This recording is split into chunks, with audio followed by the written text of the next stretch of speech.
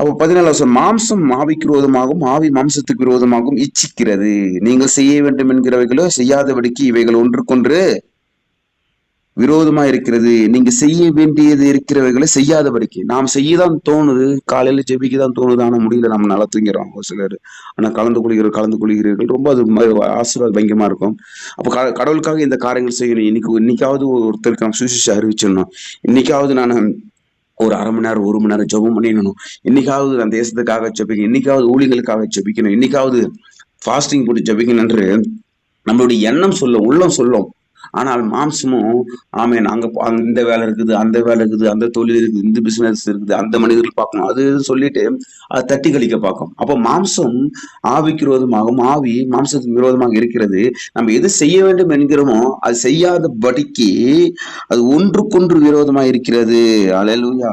அப்போ நம்ம கிறிஸ்தவ வாழ்க்கை என்பது அது